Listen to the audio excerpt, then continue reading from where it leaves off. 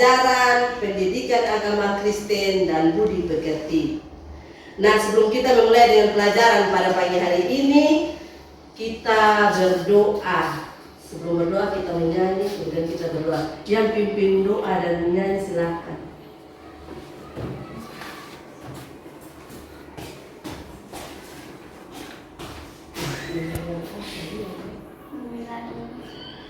Mengajari Di mulut ini ada doa, semua tahu? Tahu. Oke. 1, 2, 3. Di mulut ini ada doa, di hati ini ada doa, di tangan ini ada doa. Tuhan Yesus ajarku doa. Kita mulai agama, mari kita berdoa. Ya Tuhan, kami memulai agama kita yang Kau berkati dari awal kita ini bergerak yang baik. Tuhan berkati guru yang mengajar kami, kami yang berkati yang bisa mengajar yang baik. Tuhan yang dia, amin. Amin. Terima kasih.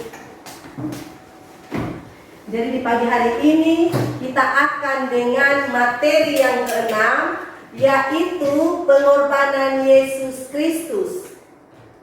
Pengorbanan Yesus Kristus. Itu anak-anak dapat baca di dalam Perjanjian Baru, yaitu di dalam Matius 27 ayat 32 sampai dengan 56. Matius 27 ayat 32 sampai dengan 56. Nah, materi ini dia mempunyai tujuan pembelajaran. Tujuan pembelajarannya yaitu yang pertama, siswa dapat menjelaskan arti pengorbanan Yesus Kristus. Yang kedua, siswa dapat menghayati pengorbanan Yesus Kristus melalui karya kreatif berupa puisi dengan tema pengorbanan Yesus di kayu salib. Yang ketiga, siswa dapat memanfaatkan tindakan berkorban bagi orang lain sebagai wujud mengikuti teladan Yesus Kristus. Dan tujuan pembelajaran yang keempat, siswa dapat menyatakan tekad untuk mengikuti teladan Yesus Kristus dengan melakukan perbuatan baik, menolong orang lain. Nah, anak-anak sekalian, sudah pernah mendengar cerita tentang pengorbanan Yesus Kristus di kayu salib? Sudah. Pasti anak-anak semua sudah pernah nonton filmnya, toh? Sudah. Oke. Nah, pengorbanan Yesus Kristus. Kata berkorban menurut Kamus Besar Bahasa Indonesia, berkorban berarti menjadi korban atau menderita, rugi atau menyatakan bakti. Itu kata berkorban. Sedangkan pengorbanan adalah suatu tindakan atas kesadaran moral yang tulus dan ikhlas, atau juga bisa diartikan sebagai kerelaan seseorang untuk memberi sebagai bentuk pertolongan dengan tidak berharap imbalan, ikhlas semata-mata karena Tuhan. Nah, anak-anak sekalian, Yesus Kristus telah memberikan teladan yang sungguh luar biasa dalam hal berkorban. Bagaimana Yesus berkorban? Ia berkorban dengan memberikan nyawanya di atas kayu salib. Kayu salib itu dia sebuah tiang tegak, tempat mengikat dan memabukkan tubuh orang yang bersalah. Seperti begini nih, kayu salib contohnya. Seperti ada di slide. Jadi Tuhan Yesus mati di disalibkan. Yesus menyerahkan dirinya. Jadi Yesus memberikan dirinya disalib sampai mati. Yesus mau mengorbankan dirinya untuk disiksa, dihina, bahkan hingga ia mati di kayu salib. Mengapa? Karena Yesus ingin menyelamatkan manusia yang berdosa. Satu-satunya cara agar dosa manusia dapat ditebus adalah dengan cara mengorbankan dirinya sampai mati di kayu salib. Nah, anak-anak sekalian, mengapa Tuhan Yesus ingin berkorban buat kita? Karena kita telah berbuat dosa. Pada waktu Tuhan Allah menciptakan manusia dan menempatkan manusia dalam Taman Eden, manusia itu siapa yang Tuhan Allah ciptakan yang pertama? Adam dan Hawa. Ketika Tuhan Allah menciptakan Adam dan Hawa sebagai makhluk yang sangat mulia, segambar dengan Allah, dia menempatkan di dalam Taman Eden. Dan dia memberikan perintah atau larangan kepada manusia, yaitu, siapa yang tahu larangan yang Tuhan Allah berikan kepada manusia? Tidak boleh memakan buah yang ada Jangan memakan buah pohon yang namanya pohon apa? ini kebenaran ini.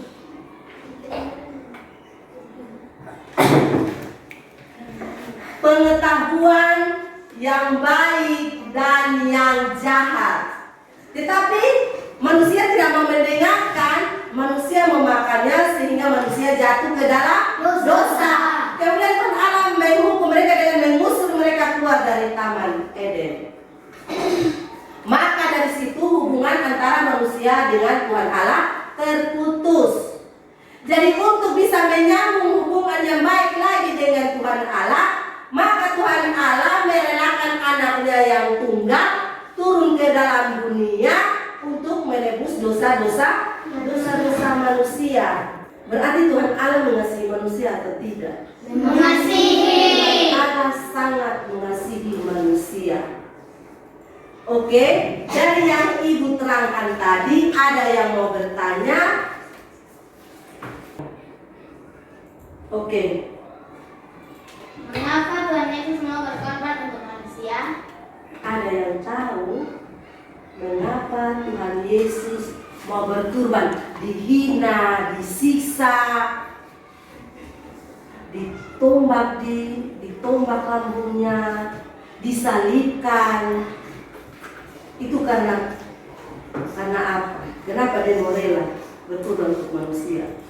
Karena Tuhan sangat mengasihi manusia. Karena Tuhan sangat mengasihi manusia, sehingga dia mau berkorban untuk manusia. Ada yang bertanya lagi? Oke. Mengapa Tuhan Yesus berkorban untuk orang Kristen? Tuhan Yesus bukan berkorban hanya bukan untuk orang Kristen saja, tetapi Tuhan Yesus berkorban untuk semua orang. Sudah, semua orang, bukan orang Kristen saja, tetapi untuk semua orang. Mau orang Kristen, Hindu, Buddha, Konghucu, Islam, semua. Jadi namanya berkorban untuk umat manusia. Kalau umat manusia berarti untuk semua orang. Oke? Sekarang kita diskusi. Kita diskusi 4-4 orang. Bagi 4-4 orang, tuliskan, diskusi dituliskan 5 contoh tindakan berkorban bagi orang lain sebagai wujud teladan pengorbanan Yesus Kristus. Oke, mulai. Balik. Di dalam diskusi ini semuanya harus berperan. Semuanya harus berperan aktif, jangan satu orang saja. Semua harus berperan.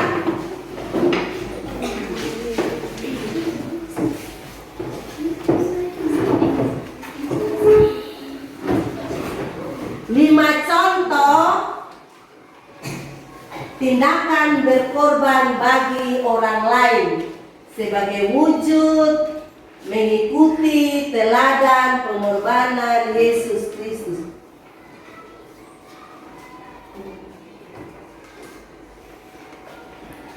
Satu orang yang tulis yang lainnya. Oke, kita sudah selesai dengan diskusi. Kemudian yang ketua kelompoknya, kelompok 1, kelompok 2, kelompok 3. Yang ketua kelompoknya membacakan hasilnya di depan. Kelompok 1. Yang lainnya konsentrasi mendengar ini.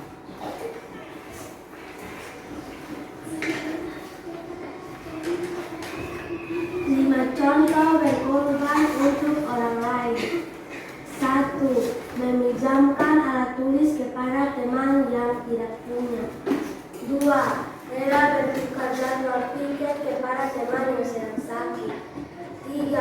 Rela membantu teman yang kena musibah, contohnya kebakaran dan lain-lain. 4. Rela menghargai pendapat ketika ada waktu berdiskusi dengan teman kelas maupun guru. 5. Rela berbagi bekal dengan teman yang lupa membawa makanan. Berikan aplaus dulu buat teman-teman yang sudah. Nah, kelompok yang kedua, bacakan hasilnya di depan.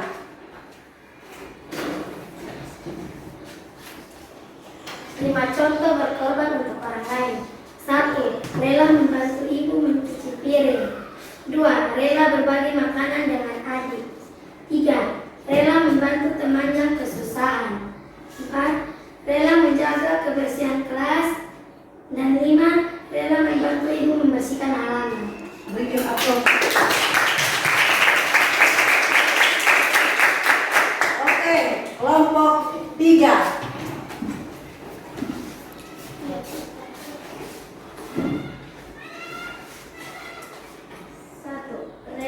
Menjaga adik di rumah dibandingkan bermain dengan teman-teman. 2. Rela mengalah dan berbagi mainan dengan adik. 3. Rela membantu ibu mencuci piring setelah makan. 4. Rela mematuhi tata tertib yang ada di sekolah dan tidak melakukan pelanggaran apapun. 5. Rela menghargai dan menghormati kerukunan yang tercipta di sekolah. Oke, terima kasih. Beri tepuk tangan dulu.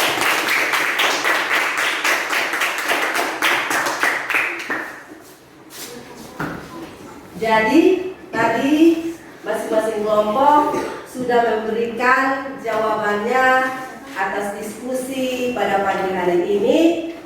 Masing-masing kembali ke tempatnya.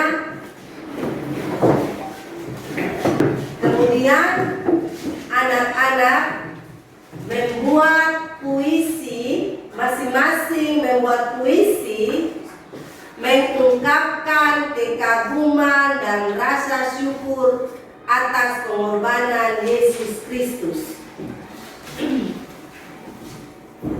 Membuat puisi mengungkapkan kekaguman dan rasa syukur atas pengorbanan Yesus Kristus.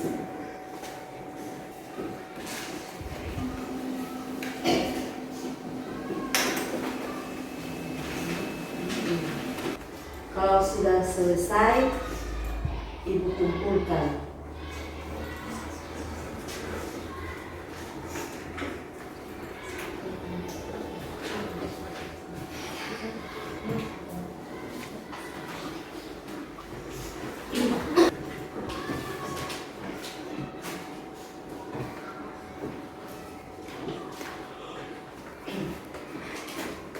Oke, karena semua sudah mengerjakan puisi yang telah diberikan, kita sama-sama membuat kesimpulannya untuk pelajaran atau materi hari ini, pengorbanan Yesus Kristus.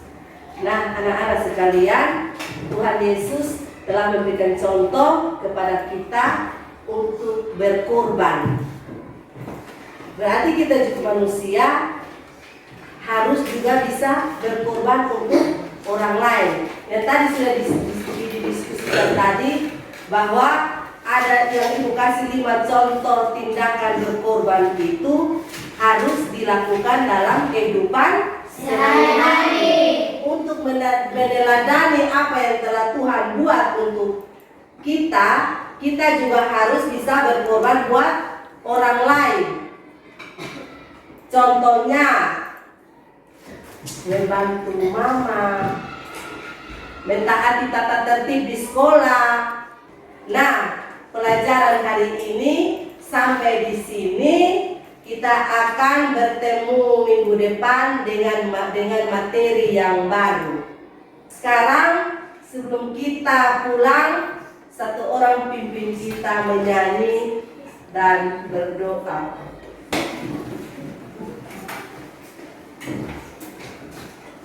Kita sama-sama menyanyi.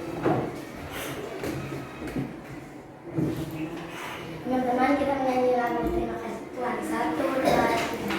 Terima kasih Tuhan untuk kasih setiamu yang ku alami dalam hidupku. Terima kasih Yesus untuk kebaikanmu sepanjang